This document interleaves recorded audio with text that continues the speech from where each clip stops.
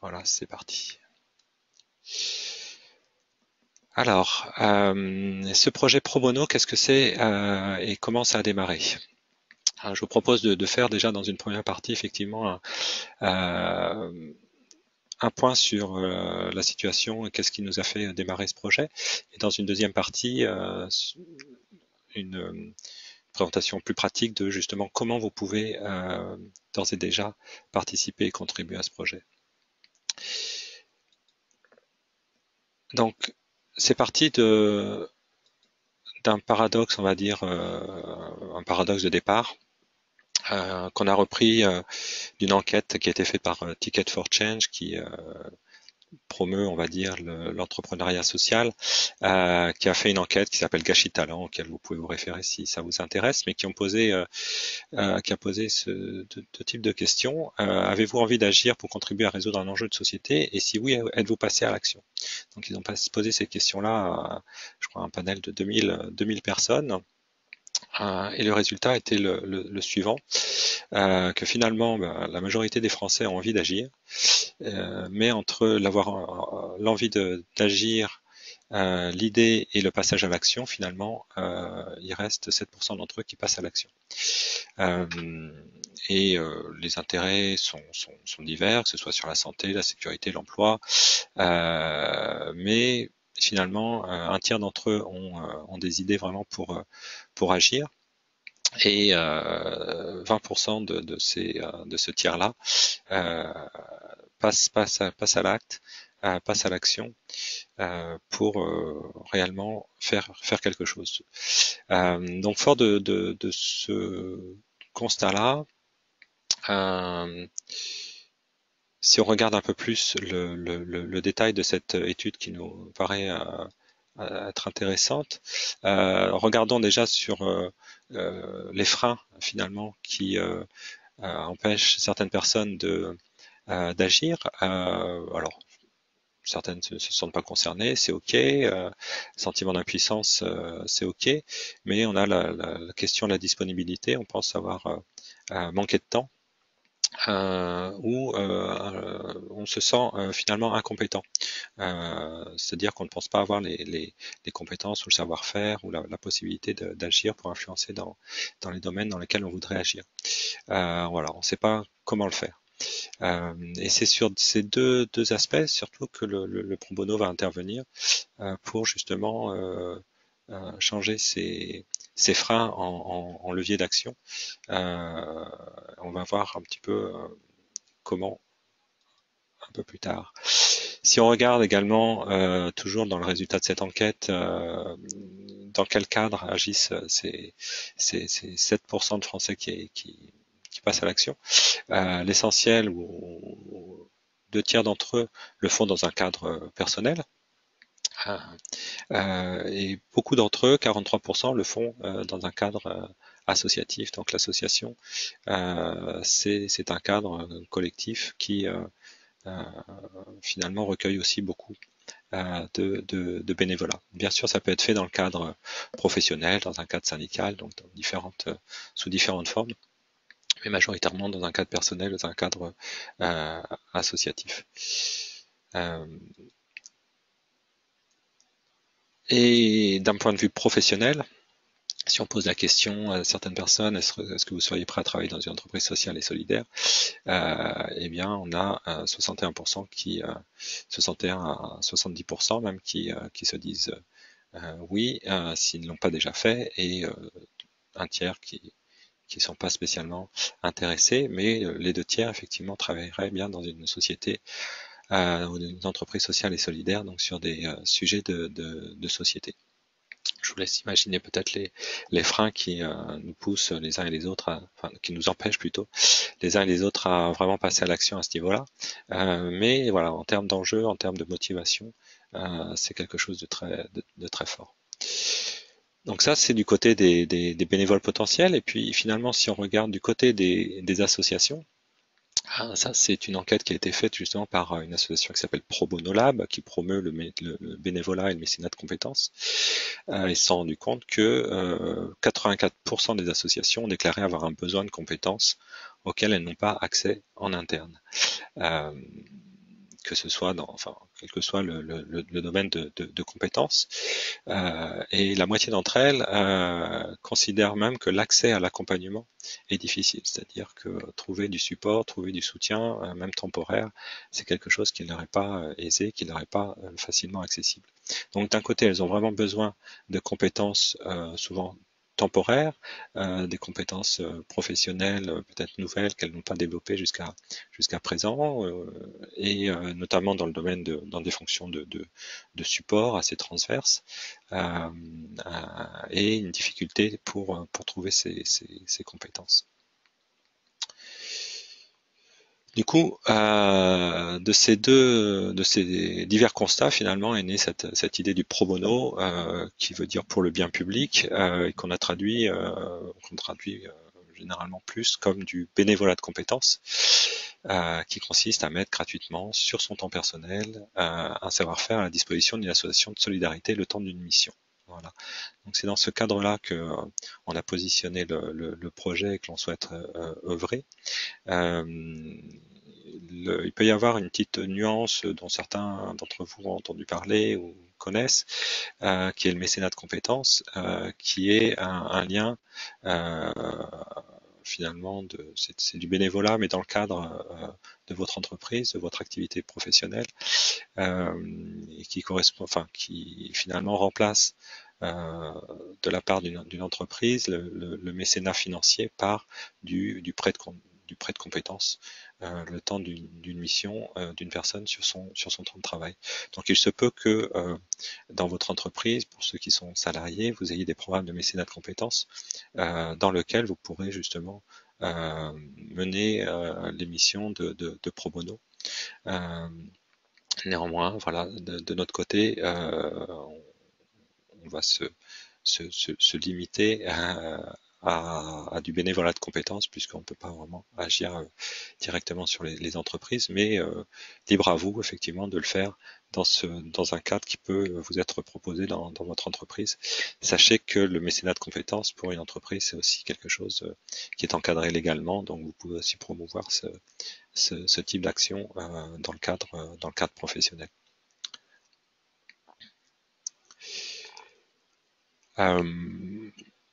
Pour continuer un petit peu sur des généralités, il y a eu aussi, c'est quelque chose qui n'est pas neuf, le bénévolat de compétences, qui a été étudié et qui répond finalement à certains besoins de la part du secteur associatif, un besoin de professionnalisation. Donc je parlais des fonctions, notamment fonctions support, que ce soit finance, marketing, ressources humaines et gestion de projet. Une certaine concurrence finalement entre associations qui doivent se partager des ressources et des compétences qui peuvent être rares, et puis des ressources financières qui s'amoindrissent du côté qui s'amenuisent du côté public par un désengagement progressif, on va dire, de l'État d'une manière générale, et peut-être aussi du domaine privé. En tout cas, le besoin de transformer des ressources financières peut-être en prêts ou dons de compétences. Et puis, si on regarde ça du côté du bénévole et qui est également professionnel, c'est vu aussi comme une source véritable de bien-être au travail et de bien-être d'une manière générale, et donc comme un remède possible peut-être à une certaine insatisfaction au travail qui commence à se développer, dans la mesure où, encore une fois, selon certaines enquêtes, et là je me rapporte à un rapport Spinoza, qui est un think tank sur le bien-être au travail, qu'un salarié sur 2 ressent du stress ou de la fatigue au travail, et un quart s'ennuie au travail. Donc c'est une histoire peut-être vous en avez le sentiment dans votre environnement, mais c'est une question effectivement de perte de sens, de démotivation, voire même de suractivité ou d'ennui, à l'inverse. Et donc les psychologues s'accordent à dire que des leviers de bien-être au travail sont de l'ordre de trois aspects, qui est d'avoir un sentiment fort en termes de compétences, se sentir compétent dans son domaine, dans un domaine reconnu, avoir l'autonomie nécessaire pour agir et pour décider, et puis l'importance de la reconnaissance de ces compétences et de en lien avec un groupe, un collectif, en tout cas la nécessité d'une connexion sociale. Donc si vous prenez un petit peu tous ces éléments, le bénévolat de compétences est vraiment là justement pour agir sur l'autonomie, sur le sentiment de compétence, et pour un collectif, pour le bien public. Et donc il peut y avoir des bénéfices très importants en titre individuel sur votre sentiment euh, de bien-être au travail. Voilà, donc dans ce cadre-là, dans ce contexte, nous avons défini notre projet en se disant, bah, finalement, on a beaucoup d'associations petites ou grandes dans notre environnement, national ou local, qui souhaitent se développer ou développer leurs compétences en gestion de projet. Et puis, au niveau du PMI, on a quand même 5000 membres expérimentés. Donc l'idée, c'est vraiment d'ouvrir notre réseau aux associations et de créer des liens par le partage de compétences. Voilà. Donc l'objectif, c'est vraiment partager les compétences en gestion de projet des membres du PMI France avec des associations de solidarité qui sont demandeuses. Et c'est vu en interne, bien sûr, par le chapitre PMI France, qui est très novateur à ce niveau-là, comme une contribution à sa responsabilité sociétale. Et vous verrez justement pourquoi on l'a positionné à ce niveau-là, et que on utilise justement une plateforme nouvelle du PMI qui regroupe les actions de type RSE, responsabilité sociétale et environnementale. Alors tout ça, c'est pas nouveau. Finalement le sourcing ou le partage de compétences entre associations. Il y a déjà des plateformes généralistes qui existent. Peut-être encore une fois, certains d'entre vous les connaissent, que ce soit France Bénévolat, Passerelle et Compétences, tousbénévoles.org ou Pro Bono Lab pour peut-être la plus récente, qui facilite justement le lien entre professionnels qui ont du temps et des compétences à partager avec des associations. Mais voilà, elles fonctionnent depuis longtemps, elles sont généralement assez efficaces, et par contre elles sont généralistes, c'est-à-dire qu'elles proposent tout type d'actions et de missions, que ce soit opérationnel ou que ce soit plus en support. Et si on regarde un petit peu justement une enquête récente de Passerelle et Compétences, la répartition en haut à gauche indique donc une répartition très forte sur l'aspect communication, sur l'aspect organisation, mais également sur l'aspect gestion de projet pour 20%. Donc il y a vraiment une possibilité, et une demande importante d'agir dans ce domaine-là. En termes de bénéfices, eh bien, ils reconnaissent les éléments qu'on avait déjà identifiés en termes de sentiment d'utilité, la possibilité ou le sentiment là également de développer ses compétences professionnelles, le fait de les transférer, le fait de les partager, de les formaliser, eh bien on prend davantage conscience de ses propres compétences, et au contact d'une association, on les développe par un transfert mutuel. En termes de lien social, eh bien finalement on fait connaissance, on est en lien avec des personnes et des groupes qu'on n'aurait peut-être jamais rencontrés dans un autre cadre, et puis on s'ouvre à des nouvelles compétences qu'on développe pas forcément dans notre environnement professionnel, et qui finalement s'épanouissent dans un domaine associatif. Et puis pour l'aspect engagement citoyen, bien évidemment, ça permet de découvrir une cause ou un secteur plus fin dans lequel œuvre une certaine association qui rejoint ce besoin ou cette envie de travailler dans une entreprise de l'économie sociale et solidaire sans forcément en devenir salarié, mais en s'y engageant de manière bénévole.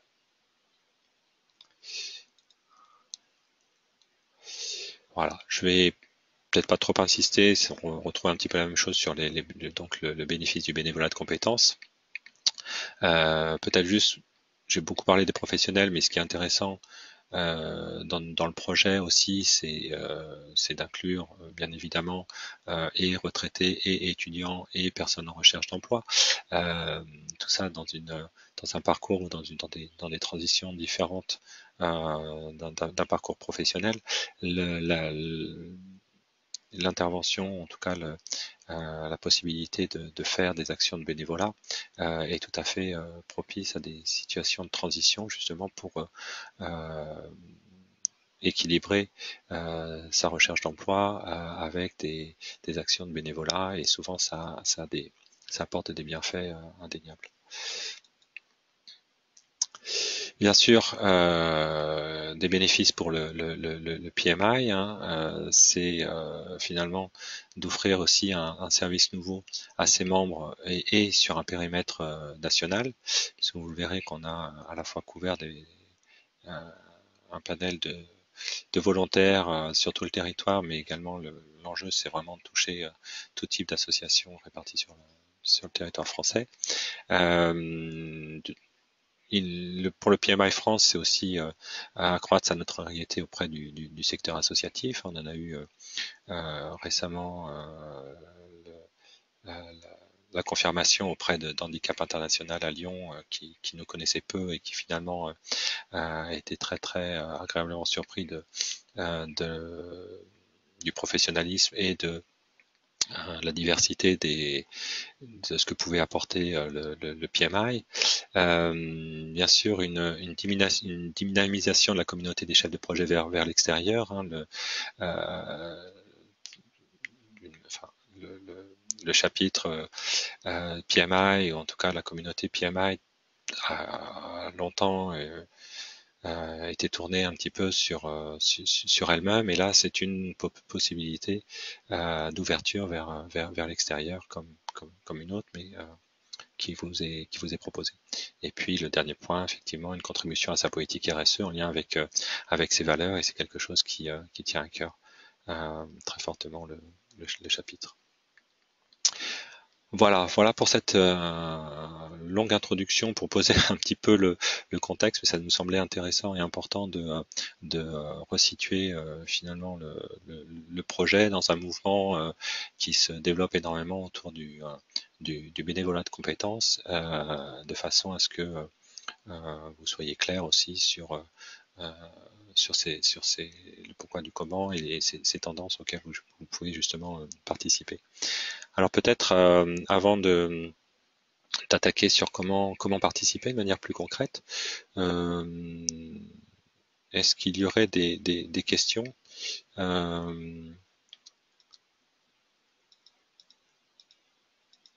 ou des premières remarques alors je vais peut-être ouvrir, je dois avoir la possibilité d'ouvrir à tout le monde.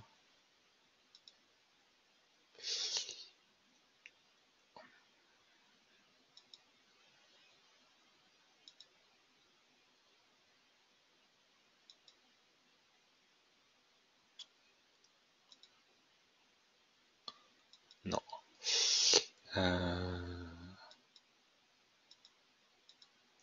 Ok. Alors je vous propose peut-être, si vous en avez besoin, de poser vos questions, encore une fois dans la zone de questions.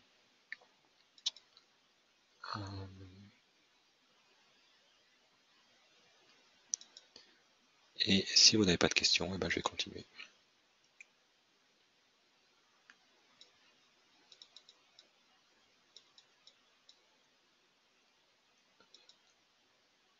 Alors, Ah si, j'ai une question de, je vois pas le nom, la fenêtre est trop petite. Gauvin, je crois que c'est ça. Erwan Gauvin, très bien. Y a-t-il des associations professionnelles qui pratiquent déjà? Alors, à notre connaissance, ce qui est peut-être le plus proche de ce qu'on voudrait mettre en place, c'est une association comme Passerelle et Compétences, qui n'est pas une association professionnelle à proprement parler, mais qui met en lien vraiment des professionnels dans différents domaines, que ce soit dans le domaine juridique, comptable, marketing, communication, développement web, etc. Euh, en lien avec des associations. Donc ça c'est un premier élément et je pense que c'est les premiers en France qui ont vraiment développé le pro bono. Euh, Sinon, d'autres associations professionnelles, à ma connaissance, enfin je n'en ai pas connaissance, voilà, sur des équivalents PMI, mais c'est effectivement une bonne question qu'on pourrait regarder. On s'est plutôt focalisé aujourd'hui sur les plateformes qui pouvaient mettre en lien les organisations. Est-ce qu'il y a beaucoup de demandes des associations et pour quel volume d'heures? Voilà. Bonsoir Catherine. On va en parler justement dans cette deuxième partie. Concrètement, comment se font les appels de compétences des associations? Comment Pro Bono fait le choix parmi les bénévoles? Ok. Alors ça aussi, c'est une question dont on va parler. Et effectivement, dernière question, au-delà de l'enregistrement de la session, sera-t-il possible d'avoir les planches? Bien, je les mettrai, je vous les communiquerai, elles seront en ligne quelque part. Voilà, bien sûr, ce sera pour vous. Ok, donc des questions effectivement sur l'aspect concret de comment participer. Donc allons-y.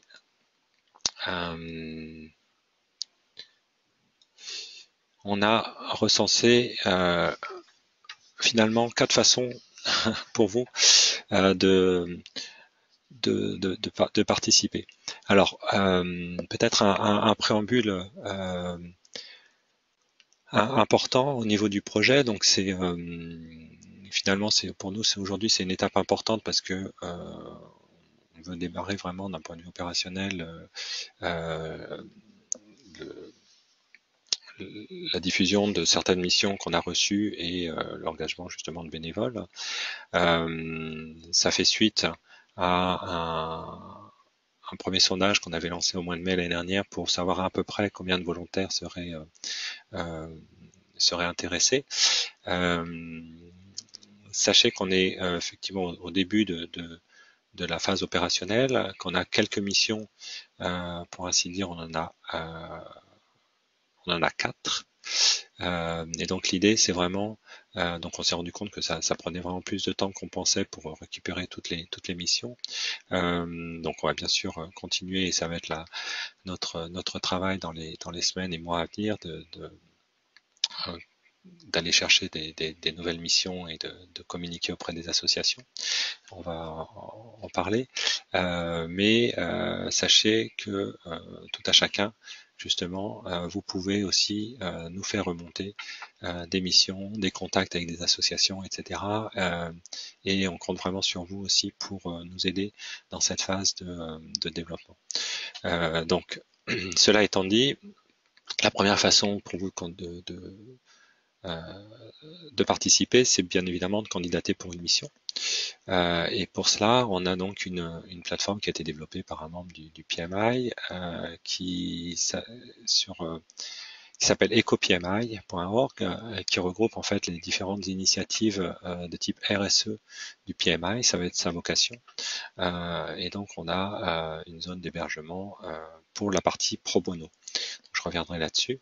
Mais ça vous permet de, à la fois, si ce n'est déjà fait, si vous n'aviez pas rempli le premier sondage au mois de mai, ben déposer de vous inscrire, donc de déposer votre profil, de consulter des offres et de répondre en ligne en envoyant votre un court CV et quelques lignes explicatives sur votre motivation. Et donc ensuite cette candidature sera suivie, on va la faire suivre à l'association. Donc je vais revenir là-dessus un peu plus en détail. Le deuxième aspect, c'est de faire connaître cette initiative auprès d'autres bénévoles. Donc c'est aussi un rôle, si vous le souhaitez, que vous pouvez faire, c'est en parler autour de vous, en parler dans votre réseau personnel de chef de projet, mais également professionnel au niveau de votre entreprise ou de votre milieu professionnel. Donc de faire connaître cette initiative et cette possibilité offerte par le PMI France.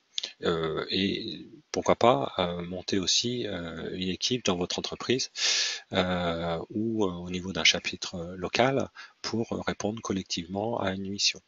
Ça peut être aussi une possibilité et ça peut donner lieu à des idées intéressantes, soit pour créer des nouveaux liens au sein d'une entreprise, soit pour dynamiser un chapitre local. Vous pouvez de la même façon proposer une mission à une communauté. Ça a été le cas, vous allez voir, on a 3 missions pour une association qui œuvre pour mieux faire connaître la dyspraxie. C'est une personne du PMI qui nous a contactés. Elle est elle-même présidente de cette association et souhaitait donc nous faire part d'un besoin. Et donc ça fait partie des premières offres que l'on a.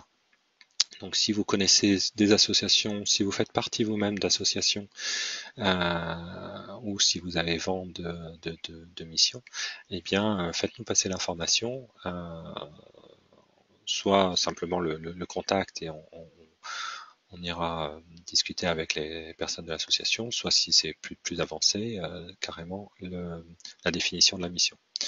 Vous verrez, on a un formulaire pour ça, pour définir un peu, cadrer les besoins. Et puis finalement, le quatrième aspect, c'est aussi de la possibilité pour vous de rejoindre l'équipe projet. Comme je vous le dis, nous sommes 4, mais bénévoles, donc vraiment on fait ça en plus de notre travail et autres activités. Et si on veut faire face à justement une augmentation du volume je dirais, de transactions, de la communication, des contacts avec les associations, etc. On va avoir besoin de davantage de personnes. Donc, si vous avez quelques heures de disponibles pour nous aider, pour vous impliquer, eh bien, contactez-nous directement à la même adresse, la pmiprobono@gmail.com. Et pour nous, ce serait vraiment un grand bénéfice. Donc, pour aller un peu plus dans le détail sur ces façons de participer, si la premier aspect, donc, c'est candidater par rapport à une offre. Donc l'idée, c'est pour vous d'aller sur ecopmi.org et puis vous trouverez assez facilement un lien sur les projets pro bono. Vous avez trois onglets ou 3 boutons. Je m'inscris, j'accède aux offres et je postule. En fait, les offres sont publiées régulièrement. Et puis la troisième possibilité, donc, c'est de postuler. Ça crée un email automatique et vous nous envoyez effectivement une petite description de vos compétences et un rapide résumé de vos motivations. Et ce courrier nous arrive à l'équipe projet et on fait suivre ensuite à l'association. Au niveau de l'inscription, on a constitué une base initiale de 350 volontaires qui est répartie sur tout le territoire, mais avec les pôles un petit peu classiques de Lyon-Grenoble, région parisienne, Toulouse et un petit peu la Bretagne ou la côte. Oui, j'oublie Marseille et je pense le Nice. Donc déjà, c'est très chouette de démarrer avec 350 volontaires et une base de noms et d'adresses. Si vous ne l'avez pas encore fait, vous pouvez toujours vous inscrire et les personnes inscrites donc recevront par mail les nouvelles offres de mission postées sur la plateforme EcoPMI. Ça, c'est une première chose. Après, bien sûr, ça ne vous empêche pas d'aller voir régulièrement ce qui se passe sur le site. Si on regarde les offres pro bono, on a un petit peu ciblé ce qu'elles pouvaient être, en tout cas dans quel domaine, et on a retenu quatre aspects, soit des missions d'ordre plus orienté conseil, qui peuvent être conseil en direct ou voire même à distance, donc des choses peut-être assez ponctuelles, des actions de formation dans, je dirais, la limite de ne pas concurrencer les partenaires qui font de la formation professionnelle. Donc l'idée c'est plus d'offrir des formations un petit peu de base à la gestion de projet, plutôt assez courtes et assez appliquées. On a déjà une mission dans cette catégorie-là. Des projets plutôt court terme, 3-6 mois, et des projets plutôt long terme, on va dire de l'ordre d'une année. Pour cadrer davantage les choses, les conseillers en direct à distance, par exemple, pour l'association, elle a accès ponctuellement au conseil d'un spécialiste, qui peut être plutôt voilà, encore une fois, des conseils ponctuels ou du mentorat ou faire un diagnostic d'un fonctionnement, etc.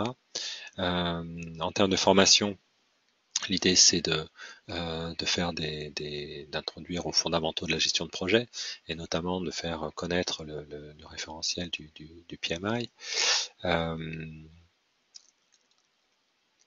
Pour des projets court terme, donc c'est plutôt des projets donc de 3-6 mois dans lesquels vous pouvez vous intégrer. L'idée c'est de vous intégrer dans une équipe projet ou de mener directement le projet avec des bénévoles d'une association. Voire même ça peut être l'occasion d'impliquer des étudiants, des groupes d'étudiants, pour ceux d'entre vous qui peut-être enseignaient ou qui avaient des relations avec des universités ou des écoles. Ça peut être aussi l'occasion effectivement d'impliquer des groupes d'étudiants qui sont toujours à la recherche de stages, d'études de cas, etc. Et ça peut tout à fait rentrer dans cette catégorie. Et puis des projets à plus long terme, là on est plutôt sur des aspects assez structurés de pilotage qui peuvent être des missions faites individuellement ou collectives. Pourquoi pas effectivement, comme je disais, remplir une mission en tant qu'équipe d'une même entreprise. C'est ce que moi j'ai eu l'occasion de faire à HP pour une association en Roumanie il y a 2 ans avec mon équipe. Et ça avait très bien marché. On avait travaillé pendant 9 mois à aider à structurer un plan de communication pour une campagne de financement. Et ça avait été très apprécié et pour l'équipe et pour l'association. Donc ça a été l'occasion aussi pour nous dans l'équipe de travailler sur des domaines nouveaux et de nous retrouver un petit peu différemment. Voilà, d'autres exemples qui peuvent être des choses assez ponctuelles, définir une charte de projet, un plan projet, comment démarrer le projet, constituer l'équipe, évaluer les risques, définir et mettre en place des outils de pilotage, accompagner ou faire du mentorat de chef de projet, former aux fondamentaux et aider à personnaliser des outils de management de projet. Donc voilà, des choses, j'imagine, qui vous sont assez familières. Donc ça, c'est aussi pour vous, justement pour vous donner une idée de ce que vous pouvez bien sûr trouver ou ce que vous trouverez sur le site de plus en plus. Mais également, si vous êtes en contact avec des associations, ça peut vous donner des idées sur ce qu'elles peuvent attendre de ce projet. Et ça nous semblait important de cadrer à minima justement le type de mission que l'on souhaitait faire rentrer dans le cadre de ce pro bono, de façon à être en cohérence avec je dirais le charter ou le périmètre du PMI. Donc, une fois que vous êtes inscrit, pour postuler, et que donc bien sûr vous consultez les offres qui sont en ligne, vous envoyez votre CV et un court justificatif qui arrive dans notre boîte mail. On fait suivre, l'équipe projet va faire suivre la demande à l'association parce que c'est elle qui contacte et qui sélectionne elle-même son candidat. Donc, c'est-à-dire que c'est elle qui nous dira, bah, j'ai eu suffisamment de candidatures, maintenant je vais choisir. Euh, et voilà, on s'est pas mis, je dirais, bureau de sélection, de recrutement, à la différence peut-être de passerelles les compétences dont je sais qu'ils fonctionnent différemment. Ils font une présélection pour le compte de l'association. Nous, on n'a pas les moyens et l'ambition de faire ça. On fait vraiment un passage d'information.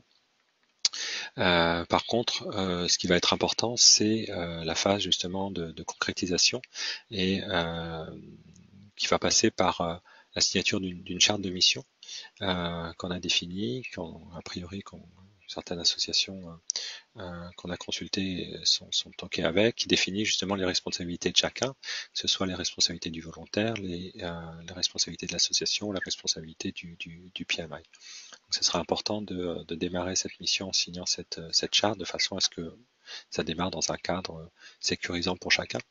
Et puis on souhaite être informé du démarrage de la mission et de l'arrêt de la mission. Après tout ce qui est fait entre les deux, eh bien on estime que ça se passera très bien, sauf s'il devait y avoir des difficultés. Donc là, dans ce cas-là, on souhaiterait être informé pour voir comment ensemble trouver une solution. Mais l'idée, c'est voilà que on vous laisse ensuite, bien évidemment, travailler et mener votre mission selon les termes définis avec l'association.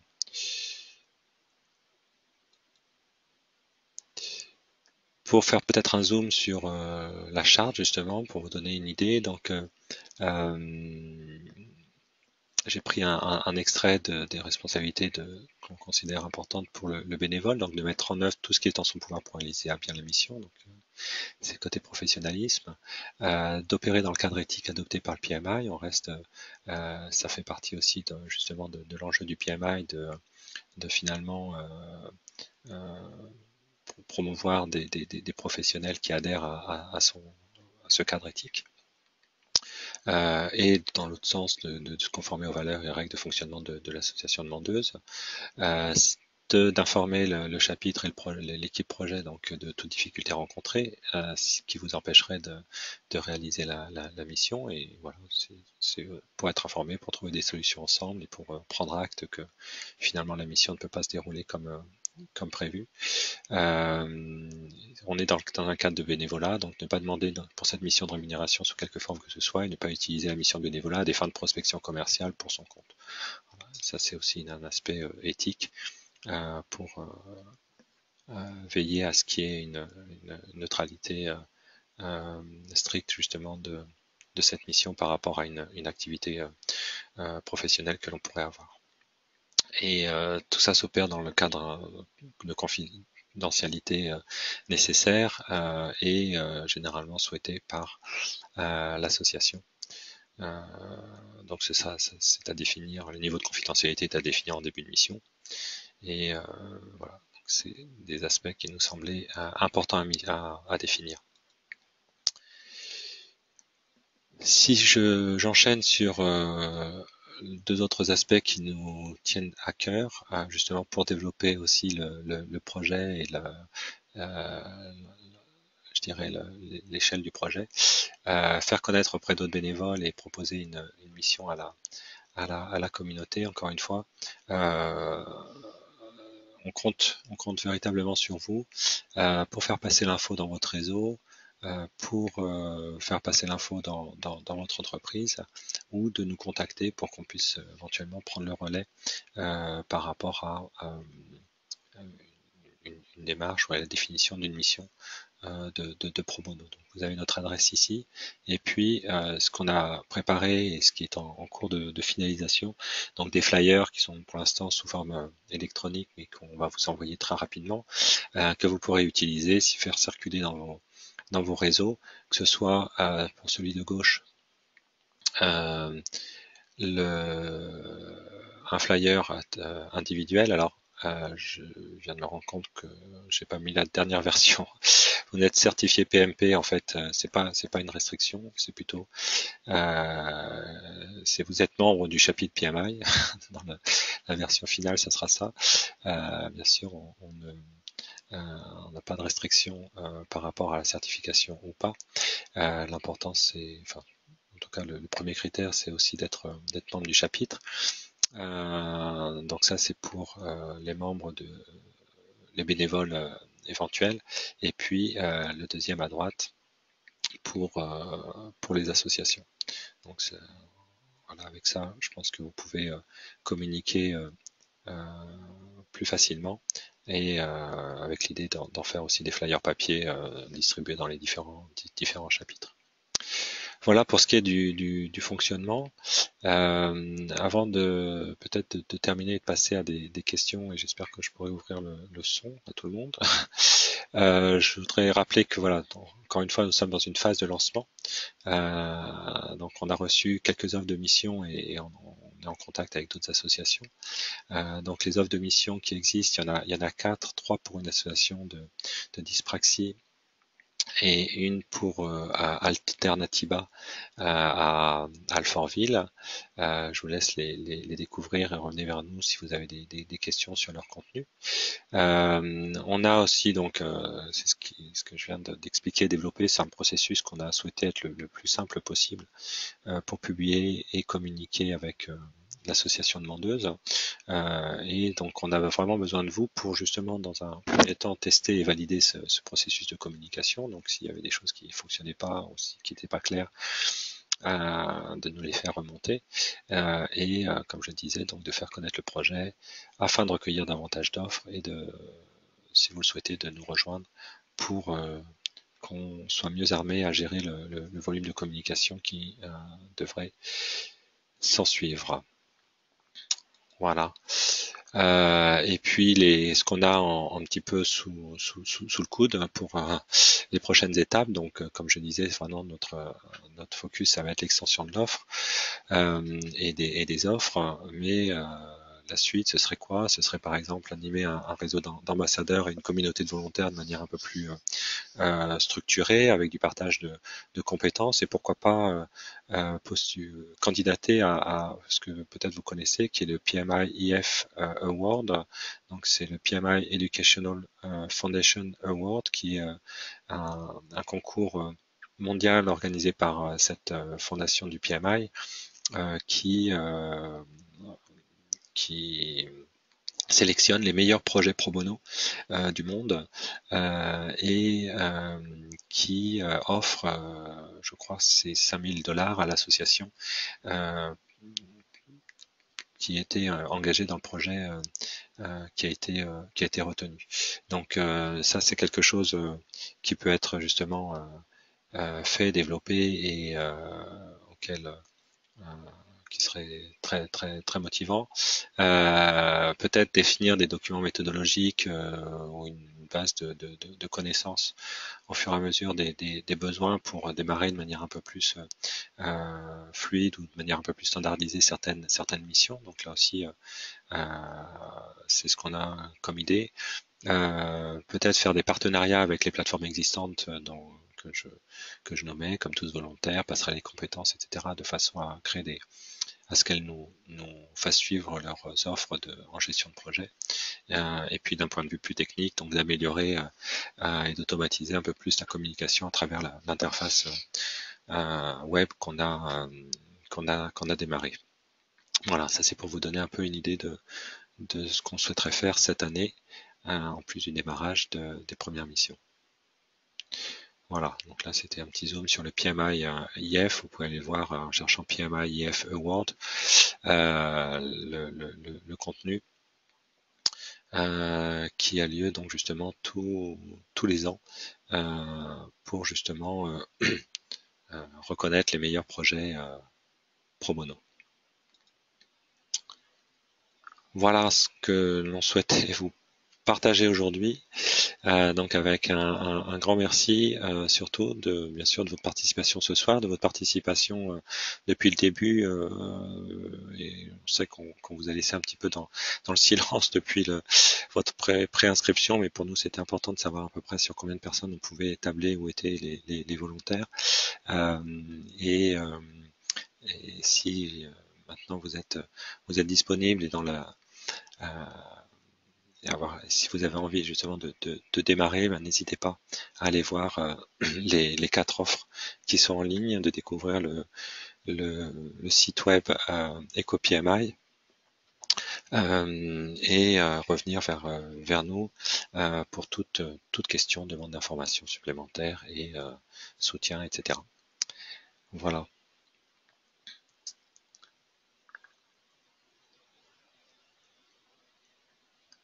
Donc je regarde s'il y a d'autres questions.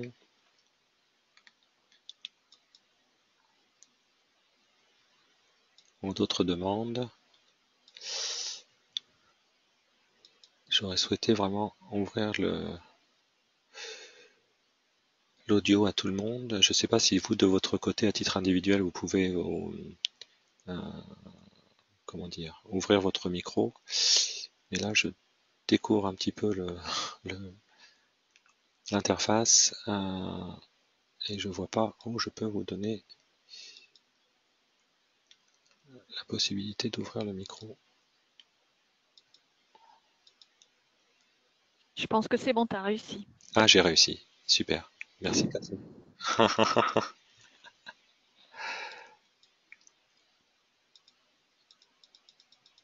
Alors, on a encore un petit peu de temps. Si vous avez des questions, des remarques, des commentaires, on est preneur. Et puis, J'avais une question. vas-y. Ouais, excuse-moi. J'avais une question qui était, et peut-être tu l'as dit, je l'ai loupé. Est-ce que les associations, il y a une sélection, une vérification, ou c'est toute association va pouvoir soumettre une demande? Est-ce que tout, oui. Alors, pour l'instant, on n'a pas vraiment fixé de critères très forts. Mhm. On sera plutôt vigilant à ce que ce soit justement une demande qui correspond à de la gestion de projet. Ce sera un peu plus ça le critère. Euh, Mhm. voilà. Donc pour l'instant, on est D'accord. assez ouvert. Après, s'il y a des situations un petit peu ambiguës, on actera. D'accord. Ouais, ouais, bien sûr. Ok. Pour l'instant, on a un petit peu frappé aux portes d'handicap international qui était bien avancé donc à Lyon, et je pense qu'ils vont revenir vers nous avec une ou plusieurs missions. Euh, Luc était en contact donc dans l'équipe projet avec Solidarité Internationale, qui est aussi une grosse ONG, et puis d'autres ONG qu'il connaît. Donc c'est plutôt des ONG dans le domaine du développement humanitaire. Euh, il a lui-même, peut-être Luc, tu peux en parler aussi de la mission que tu as postée dans le cadre d'une association dans laquelle tu interviens pour Alternativa. Oui, bonjour à tous. Oui, donc je fais partie d'un collectif Alternativa sur Alfortville. Bon, c'est un collectif qui est à l'échelle de toute la France, ou il y en a peut-être d'autres qui le connaissent. Et on est en train de se structurer pour lancer pas mal de projets qui touchent à toutes les thématiques sur lesquelles on veut s'engager pour lutter contre le changement climatique et puis accélérer la transition énergétique. Et donc, pas mal de citoyens se posent des questions sur comment monter des projets, comment initier, comment se structurer, comment communiquer. Donc, c'est pour ça que je pense que c'est très intéressant de pouvoir organiser 1 ou 2 journées de formation sur les fondamentaux en gestion de projet aux bénévoles qui sont intéressés pour lancer des projets justement sur ces thématiques-là. Donc, ça serait en présentiel sur Alfortville. Donc, l'ambiance est très sympathique. Voilà, donc ça fait probablement sur un samedi pour une première journée de formation. Et puis, j'envisageais de faire éventuellement une deuxième journée un peu plus tard, suite à des projets qui ont commencé à se structurer localement. Voilà. Et je pense que de là, on risque d'avoir d'ailleurs pas mal d'autres associations locales qui risquent de faire des demandes aussi pour les accompagner. Ok. Peut-être juste pour rebondir sur ce que tu disais aussi, Grégory, là sur les associations internationales, notamment dans le champ de l'humanitaire, de mes discussions et mes échanges avec Solidarité Internationale, OEVI, puis également d'autres associations que j'ai pu rencontrer indirectement. Il y a des vrais besoins en fait. Donc aujourd'hui, ces associations se posent des questions et ont besoin d'être accompagnées. Mon ressenti, c'est qu'elles sont un peu complètement solo en ce moment et elles n'arrivent pas. On a du mal à prendre des rendez-vous et puis à faire avancer les choses de notre côté. Mais il y a des besoins qui sont là. Donc c'est une question de temps, mais les besoins ont été vraiment identifiés. Mhm. Donc, ils ont peut-être même besoin d'un chef de projet pour s'organiser, pour arriver à se gérer. Ça, c'est possible. Tout à fait. Et justement, je pense que c'est important de définir le besoin avec eux, quoi, de leur pousser l'idée auquel ils n'avaient pas eu, peut-être, auquel ils n'auraient pas forcément pensé avant, quoi. Parce qu'ils ont souvent besoin ils pensent avoir des bénévoles sur des missions plutôt opérationnelles, mais c'est vrai que sur la coordination, c'est moins fréquent, quoi.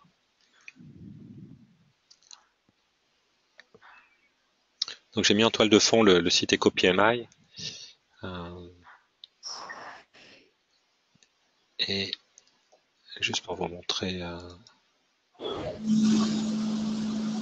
ne pourrais pas vous montrer parce que c'est en train de bugger.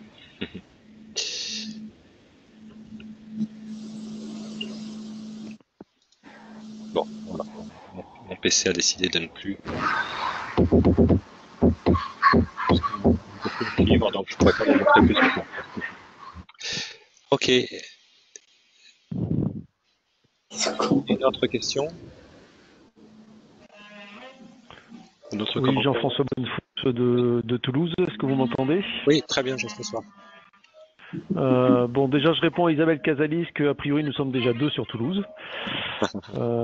Voilà. La question, c'est que j'ai vu au travers de votre site EcoPMI qui est très très bien fait et bravo pour cela. Et merci pour la présentation, pour avoir organisé cette session ce soir, hein, très très intéressant. J'ai vu donc à partir de votre site qu'il y avait aussi un groupe LinkedIn. Pour être informé des opportunités, j'imagine que ça se fait directement par mail, si une fois qu'on est inscrit sur le site, mais également via le groupe LinkedIn. Enfin, ces 2 médias sont complémentaires. Voilà, alors le LinkedIn on l'a pas encore activé, mais c'est vrai qu'on souhaitait déjà faire une première communication au groupe à vous qui aviez déjà répondu présent dans un premier temps. Et la phase suivante, ça va être d'ouvrir davantage la communication à travers le groupe LinkedIn aussi. Donc effectivement, ça va être complémentaire. D'accord.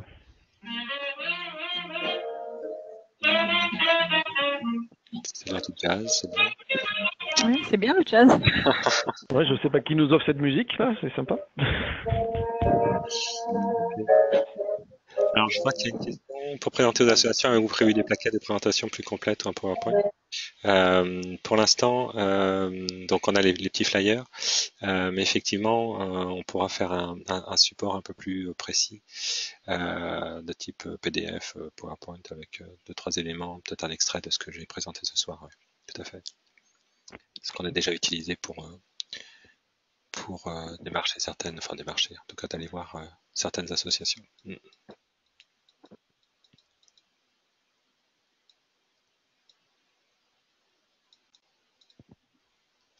Est-ce limité à des associations en France? Alors, pour l'instant, d'un point de vue logistique, oui, mais toute situation est bonne à regarder. Donc, je ne sais pas si c'est Loué Shrebi qui est toujours en ligne. Si vous avez une situation particulière à nous présenter ou à nous proposer, on est prêt à regarder plus près comment ça va fonctionner. Ouais.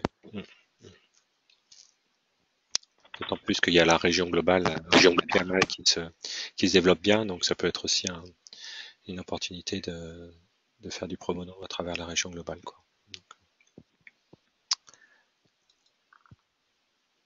Ok.